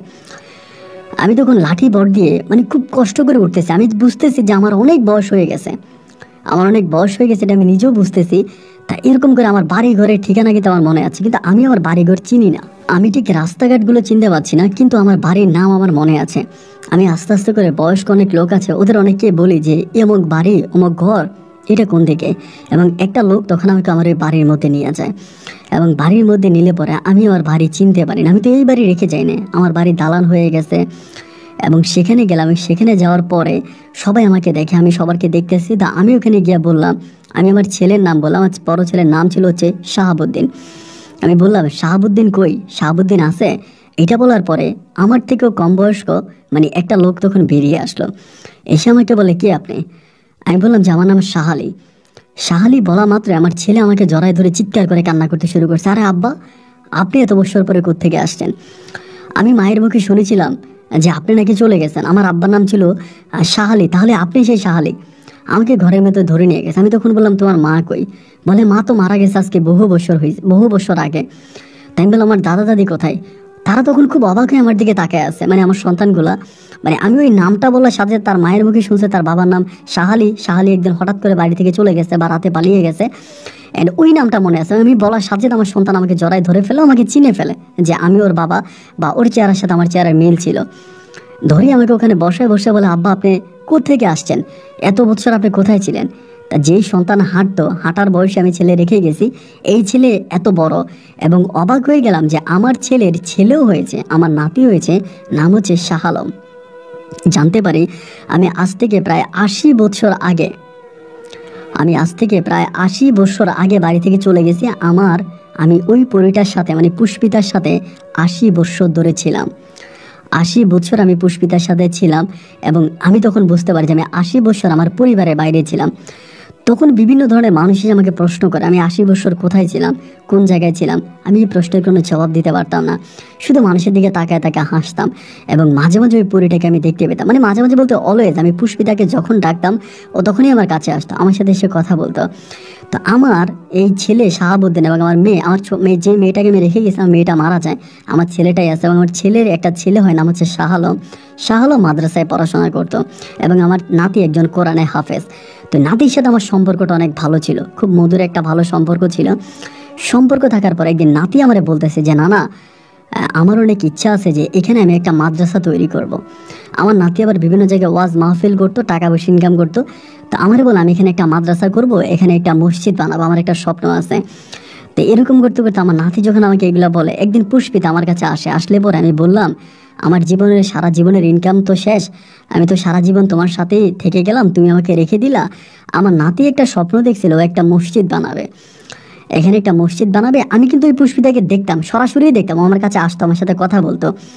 এবং আমি বললাম যে এমন এমন ঘটনা, আমার নাতি বলতেছে এখানেও একটা মসজিদ বানাবে, এখন আমি একটা মসজিদ বানায় দিতে চাই। তো পুষ্পিতা আমাকে বলে, আমি তো হিন্দু মানুষ, মানে হিন্দু জিন, তাও যদি তুমি মসজিদ বানাতে নিয়ত করছো আমি তোমাকে দিব। ও আমাকে তখন অনেকগুলো স্বর্ণের মোহর দেয়, এবং এই স্বর্ণের মোহরগুলো দেওয়ার পরে আমি মোহরগুলো আমার নাতির হাতে দিলাম। শাহ আলমের হাতে এগুলো দেওয়ার পরে শাহ আলম অবাক হয়ে গেল যে নানা এগুলো কই পাইছেন, বা দাদা এগুলো কোথায় পাইছেন। আমি বললাম যে খবরদার, এগুলো আমি কোথায় পাইছি এটা আমাকে প্রশ্ন করো না, এবং তোমার পরিবারকেও জিনিসগুলো জানাইও না। এরপরে আমার নাতি তখন এই মোহরগুলো বিক্রি করে ওখানে একটা এতিমখানা সহ অনেক বড় একটা জাঁকজমক মসজিদ নির্মাণ করে। এত বড় করে মসজিদ নির্মাণ করে বলার মতো না। তো এই মসজিদটা নির্মাণ করার পরে আমি বেশিরভাগ সময় মসজিদে যাইতাম, নামাজ পড়তাম। আমার নাতির মনে বারবার প্রশ্ন জাগতো যে আমি এই জিনিসগুলো কোথায় পাইছি। এবং আমি সবসময় দামি দামি পোশাক আশাক পরতাম, এবং আমার পোশাক আশাক খুব পরিষ্কার থাকতো। এখন আমার পোশাকে কোনো ময়লা লাগতো না। একটা সাধারণ মানুষ যেভাবে চলাফেরা করে আমি সেভাবে চলাফেরা করতাম না। একটা সাধারণ মানুষের চেয়েও আমার চলাফেরা ছিল সম্পূর্ণ ভিন্ন আকৃতির, সম্পূর্ণ ভিন্নভাবে আমার চলাফেরার স্টাইলটা ছিল। এই জন্য আমার নাতি খুব ভয় পেয়ে যায় যে কী ব্যাপার, আমার দাদা এরকম করে চলাফেরা করে কেন। তার প্রশ্নের আমি উত্তর দিতে পারতাম না। সে আমাকে বারবার ধরতো যে শাহ আলম দাদা আমাকে বলেন যে আপনি কোথায় ছিলেন, বিগত দিনগুলো আপনি কোথায় কাটিয়েছিলেন, আপনি কই ছিলেন। যখন এরকমভাবে আমাকে প্রশ্নের উপর প্রশ্ন করে, একদিন আমি পুষ্পিতাকে বললাম যে পুষ্পিতা, আমি এই কথাগুলো আমার নাতিকে বলে দিতে চাই। পুষ্পিতা আমাকে বলে এটা বলা ঠিক হবে না। আমি তারপরেও বললাম যে আমি আমার নাতিকে বলি। তা একটা পর্যায়ে পুষ্পিতা আমাকে অনুমতি দিল যে ঠিক আছে, তুমি যদি ভালো মনে করো তাহলে বলো। এরপরে আমি আমার নাতির কাছে সম্পূর্ণ গল্পটা বলি, এবং বলার পর আমার নাতি এই কথাটা বিশ্বাস করে না। এবং বিশ্বাস না করার পর আমি আমার নাতিকে অলৌকিক কিছু জিনিস দেখাই, এবং এই জিনিসগুলো দেখানোর পরে আমার নাতি তখন আমার কথা বিশ্বাস করে। কিন্তু এই জিনিসগুলো আসলে আর মানে থাকে না, আস্তে আস্তে করে জিনিসগুলো 1 কান 2 কান হতে থাকে। এগুলো তো আসলে মানে একজনের মাঝে থাকার মতো কথা না। 1 কান 2 কান 3 কান হতে হতে এই কথাগুলো একটা সময় মানুষের মাঝে ছড়িয়ে পড়ে। এবং ওই দিঘি মানে ওই দিকে মরা দিঘির নিচে হচ্ছে একটা ইয়া আছে। মরা দিঘিটা তখন আর এত বড় ছিল না, অনেক ছোট হয়ে গেছে। আগে যেরকম বিশাল দিঘি ছিল ওরকম দিঘি নেই, আকারে অনেকটা ছোট হয়ে গেছে। আস্তে আস্তে করে আমার নাতির কাছ থেকে মানুষ কিভাবে জানি কথাগুলো জেনে যায়। এরপরে একটা সময় তারা ওই মরা দিঘিতে শেষ দিয়ে থাকে, যে মরা দিঘির নিচে স্বর্ণের শহর আছে, এটা তারা মনে করে এই দিঘির পানি তারা পরিষ্কার করে এবং দিঘির ভিতরে তারা কোনো কিছুই পায় না। তা সবাই আমার নাতিকে বলে যে তুই না বলছিলি যে তোর নানা এটার ভিতরে ঢুকছে, তোর দাদা এটার ভিতরে ঢুকছে, ওখানে স্বর্ণের শহর আছে, এই কই মানুষ লোভের বশবর্তী হয়ে যা করে আর কি। এরকম করতে করতে মাঝে মাঝে তখন পুষ্পিতা আমার কাছে আসতো, আমি যাইতাম, ও আমার কাছে আসতো, আমি যাইতাম। এরকম করতে করতে একদিন হঠাৎ করে পুষ্পিতা আমার ভিতরে ঢুকে। এখন আমার ভিতরে ঢুকে ও তখন ওই মসজিদের ভিতরে মানে হিন্দু ধর্মের মতো করে উলুলি দেয়, হিন্দুরা যেরকম করে উলুলি দেয় এরকম দেয়। আমি জানি পুষ্পিতা আমার ভিতরে ছিল। উলুলি দেওয়ার পর আমি যখন বেরিয়ে আসি, এই জিনিসটা গ্রামের অনেকগুলো মানুষ দেখতে পায় এবং গ্রামের মানুষগুলো দেখতে পাওয়ার পরে আমি ওখানে মন্দির মানে মসজিদ বানিয়েছি, এই জন্য আমি উলুলি দিয়েছি, এই জন্য গ্রামের সব মানুষগুলো আমার উপরে ক্ষিপ্ত হয়ে যায়, রাগান্বিত হয়ে যায় যে আমি কেন ওখানে উলুলি দিলাম। মুসলিম মানুষগুলো ক্ষিপ্ত হয় এবং একটা পর্যায়ে আমার নাতি আমার উপরে রেগে যায় যে না না আপনি এখানে কেন উলুলি দিতে গেলেন বা হিন্দুদের এই কাজটা আপনি কেন করলেন। আমি তো আর বুঝে বললাম যে দেখ পুষ্পিতা আমার ভিতরে ছিল, ও করছে, আমি করি নাই। আমার নাতি বলে আমি তো এটা বুঝি কিন্তু এলাকার লোকজন তো এটা বুঝবে না। এক সময় পুষ্পিতা হঠাৎ করে আমাকে বলে আমি একটা বিপদে পড়ছি, তোমাকে আমি মসজিদ বানাই দিয়েছি, তুমি এই এলাকায় অনেক বড় একটা মসজিদ বানিয়েছ, এখন আমার ধর্মের যে হিন্দু যে জিনেরা আছে এরা আমাকে খুবভাবে ধরছে যে তারা সেই এলাকায় একটা মানে মন্দির নির্মাণ করতে চায়, তুমি এই এলাকায় একটা মন্দির বানিয়ে দাও। একটা মন্দির বানালে পরে এই এলাকার মানুষজন এই আমার মানে এই এলাকার যে হিন্দু মানুষরা আছে তারা এই মন্দিরে যাবে এবং আমরা যারা আছে আমরাও মাঝে মাঝে এই মন্দিরে গিয়ে পূজা দিব, তুমি এখানে একটা মন্দির নির্মাণ করে দাও। আমি বললাম যে আমি তো মুসলিম মানুষ, মন্দির নির্মাণ করলে মানুষ কি বলবে, বলে হিন্দু পাড়ায় তুমি একটা মন্দির নির্মাণ করবা। একইভাবে আমি তখন হিন্দু পাড়ার ভিতরে একটা মন্দির নির্মাণ করার সিদ্ধান্ত নিলাম এবং মন্দির নির্মাণ করার যখন আমি সিদ্ধান্ত নিলাম ওখানে আমি মন্দির নির্মাণ করতে শুরু করলাম। এলাকার মানুষগুলো তখন আমার উপরে খুব রেগে গেল এবং রেগে গেল এক পর্যায়ে আমার নাতি শাহ আলম আর আমার সাথে কথা বলে না এবং একইভাবে আমার সবাই আমার উপরে খুব মানে খুবভাবে হচ্ছে আমাকে মেরে ফেলার একটা পায়তারা বা মেরে ফেলার একটা ইয়ে করছে। তো আমি ওখানে মন্দির বানাচ্ছি এবং মন্দির বানানোর পরে মন্দিরের ভিতরে মোটামুটি মন্দিরটা একটু একটু হওয়ার পরে মন্দিরের ভিতরে আমি তখন মাঝে মাঝে থাকতাম বা মন্দিরের ভিতরে আমি তখন ঘুমাইতাম। এমন করে তখন আমার যে ছেলে ছিল, আমার ছেলে শাহাবুদ্দিন, আমার নাতি শাহ আলম, সবাই আমার সাথে কথা বলে না এবং সবাই আমাকে বোঝায় যে আপনাকে সবাই গ্রামের মানুষ শ্রদ্ধা করতো, সম্মান করতো, কিন্তু আপনি একটা মসজিদ নির্মাণ করলেন, সবাই মসজিদে যাইতো, নামাজ পড়তো, কিন্তু আপনি এখন কেন হিন্দুদের মন্দির নির্মাণ করতেছেন, আপনি তো হিন্দু লোক না এবং সেই মন্দিরে আপনি যাতায়াত করেন, আপনি যাচ্ছেন, লোক দিয়ে কাজ করাচ্ছেন, এত টাকাও বা আপনি কোথায় পাচ্ছেন। এইরকম প্রতিনিয়ত আমাকে প্রশ্ন করতে থাকতো, আমি তাদের এই প্রশ্নের কোনো সঠিক জবাব আমি দিতে পারতাম না। এরকম করতে করতে একদিন হঠাৎ করে হলো কি ভাই, আমি এই মন্দিরে শুয়ে আছি, আমার এই মন্দিরে আগুন লাগাই দিল। আগুনটা লাগাই দিল এবং আগুনটা লাগিয়ে দেওয়ার পরে আমি তখন কোনো না কোনোভাবে পুষ্পিতা আমাকে ওখান থেকে রক্ষা করে এবং পুষ্পিতা আমাকে ওখান থেকে রক্ষা করে বলে যে তুমি এই মানুষের সমাজে থাকতে পারবা না, মানুষের সমাজে থাকলে মানুষ তোমাকে মেরে ফেলবে বা মানুষের সাথে আসলে তুমি অনেক অনেক বৎসর মানে তোমার পুরো জীবনটাই তুমি আমাদের সাথে ছিলা, তা এখানে বাকি তোমাকে আমি যেহেতু এনেছি মরার বয়সে তুমি এখানে আসছো, তা এরা তোমাকে ওখানে বাঁচতে দিবে না, তুমি আমার সাথে চলো। এই বলে প্রায় 2000 সালের দিকে 2001 বা 2000 সালের দিকেই পুষ্পিতা তখন আমাকে পুনরায় আবারও পৃথিবী থেকে মানে আমার জগৎ থেকে আমাকে পুনরায় আবারও নিয়ে চলে যায় এবং এরপর থেকে আমি এই জগতে আর আসি নাই। এখন পর্যন্ত আমি ওই পরীর জগতেই আছি এবং পরীর জগতে আমি থাকছি। এখন আমি পুষ্পিতার সাথে আছি। মাঝে মাঝে আমার নাতি শাহ আলমের সাথে আমি স্বপ্নে গিয়ে কথা বলি। আমার নাতি আমাকে অনেক ভালোবাসে। আমার নাতির সাথে আমি স্বপ্নে কথা বলি এবং নাতির বিপদে আপদে আমি আমার নাতিকে সাহায্য সহযোগিতা করি। আরেকটা কথা আমি বলতে ভুলে গেছিলাম, ওই গ্রামে কিন্তু একটা বড় ধরনের সমস্যা ছিল। আমি আসার পরে ওই গ্রামের অনেক প্রাণীকে মানে অনেক ধরনের পশুকে যেমন গরু, ছাগল এগুলোর কলিজা খেয়ে ফেলতো। অদৃশ্য কিছু একটা মেরে ওদের কলিজা খেয়ে ফেলতো। মাঠে গরু নিয়ে গেলে দেখা যায় যে গরু 2-3টা গরু একসাথে মরা এবং ওদের কলিজা নাই। এরকম একটা ঘটনা আমি যাওয়ার পরে ঘটে এবং আমার নাতি আমাকে যখন বলে যে নানা এরকম ঘটনা ঘটতেছে, আপনি কিছু করতে পারবেন কিনা, আমি পুষ্পিতার মাধ্যমে সেই এলাকায় একটা ভয়ঙ্কর খারাপ টাইপের একটা খারাপ বদজিন ছিল, আমি এই বদজিনটাকে পর্যন্ত বিতাড়িত করে দিই। এলাকার মানুষের এত বড় উপকার করার পরেও আমি মন্দির নির্মাণ করাতে মানুষ আমাকে মেরে ফেলার জন্য আগুন লাগিয়ে দিয়েছে। আমি পুষ্পিতার সাথে আছি, এখন ভালো আছি এবং এখানে আমি আমার বেঁচে থাকা মানে বাকি দিনগুলো কাটাতে চাই। এই হচ্ছে আমার গল্প।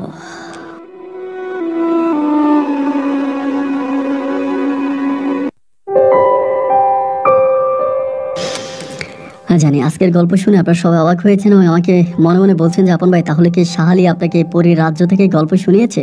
পরীর রাজ্য কি ইমেল আছে, ওখান থেকে ইমেল করা যায়? সেভাবে আপনাকে গল্প বলেছে? না ভাই, পরীর রাজ্যে কোনো ইমেল নাই এবং পরীর রাজ্য থেকে তিনি আমাকে গল্প পাঠায়নি এবং তার এই গল্পটা তিনি আমাকে পাঠায়নি। শাহালির এই গল্পটা পেয়েছি আমি শাহালির নাতি শাহ আলমের কাছ থেকে। শাহ আলম একজন কোরআনের হাফেজ এবং তিনি একজন অনেক বড় মাওলানাও বটে, রংপুরের একজন নামকরা মানুষ। এবং এই শাহ আলম, মাওলানা শাহ আলমের কাছ থেকে আমি শাহালির জীবনের গল্পটা পেয়েছিলাম এবং তিনি আমাকে আদৌ বলল যে আমাকে যেদিন গল্পটা পাঠায় তার 2 দিন আগেও তার নানার সাথে মানে তার দাদার সাথে তার স্বপ্নে কথা হয়েছে। সে বিভিন্ন ধরনের সমস্যার মধ্যে পড়লে তার দাদা তাকে সাহায্য করে, সহযোগিতা করে, সেটা হোক আর্থিক, মানসিক, সার্বিক সর্বদিক থেকে। এবং এখনও তার দাদা তার সাথে মাঝে মাঝে কথা বলে। সে তার দাদাকে সরাসরি দেখে না, কিন্তু মাঝে মাঝে তার দাদার সাথে কথা হয়। যে দাদার বয়স এখন 100 বছর, 100-150 বছরের চেয়ে বেশি হয়ে গেছে। তো মানুষ তো আসলে এত বছর বাঁচে না। তো এরপরও হয়তো পরীর রাজ্যে থাকার কারণে হয়তো পরীরা ওভাবেই তাকে রেখেছে বা জিনের ওভাবেই তাকে খাওয়ার দাওয়ার করেছে বা তার ভিতরে অলৌকিক কোনো কিছু দিয়ে দিয়েছে যেটার জন্য হয়তো তিনি এখনও বেঁচে আছে। তো শাহ আলম, মাওলানা শাহ আলম সাহেব আমাকে যেটা বলে যে আমি এখনও, যেদিন আমাকে গল্পটা লিখলো বলো তার 2 দিন আগেও আমি আমার দাদাকে স্বপ্নে দেখেছি, তিনি আসে আমার সাথে কথা বলে, বাট তিনি অনেক বয়স হয়ে গেছে। উনি বলে যে কোনো সময় উনি মারা যেতে পারে। শাহালি নামের আমি ওই এলাকাতে একটা মসজিদে নির্মাণ করি।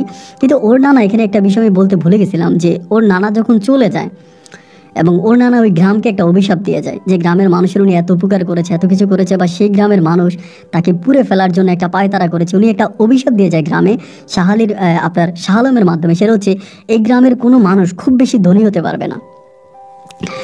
এবং আমি জানি না যে এটা আসলে কতটুকু বাস্তব, কারণ আমি ওখানে যাই নাই, না চাই আমি বলতে পারি না। কিন্তু শাহ আলম ভাই যেরকম করে বলেছে, ওনার বক্তব্য অনুযায়ী বলি যে সেই গ্রামে নাকি এখনও ভালো কোনো ঘর নাই, ভালো কোনো বাড়ি নাই। এবং সেই গ্রামের বেশিরভাগ মানুষগুলো উঠতে গেলে ধনী হতে গেলে কেমন করে তারা যেন গরিব হয়ে যায়। ধরেন কেউ একজন বিদেশে গেল, বিদেশে গিয়ে অনেক টাকা পয়সা ইনকাম করতেছে এবং হঠাৎ করে এই মানুষটা বিদেশে মাইর খায় বা দেশে চলে আসে। বা দেশে কেউ একজন ব্যবসা করতেছে, ব্যবসা করতে গিয়ে হঠাৎ একটা অবস্থার মধ্যে তার ব্যবসার অবনতি ঘটে। এই গ্রামের বেশিরভাগ মানুষগুলো এখন নিম্নবিত্তির নিচে, কেউ উচ্চবিত্ত হতে পারে নাই, কেউ অনেক বেশি টাকার মালিক হতে পারেনি। গ্রামের সবগুলোই নিম্নবিত্ত মানুষের মতো জীবনযাপন করে। সেই গ্রামের শাহালি মসজিদটা এখনও আছে এবং তিনি আমাকে মসজিদের ছবি পাঠিয়েছে। অনেক বিশাল আকৃতির মসজিদ, যেটা তার নানা নির্মাণ করে গিয়ে তার দাদা নির্মাণ করেছিল। এবং গ্রামের অভিশাপ, তিনি বলে যে আমি আমার দাদার সাথে কথা বলি এবং ইনশাল্লাহ আমার দাদা বেঁচে থাকা অবস্থায় গ্রামের অভিশাপ থেকে আমরা মুক্ত পাবো। একদিন আমাদের গ্রামও অনেক 8-10টা গ্রামের মতো উন্নত গ্রামে পরিণত হবে।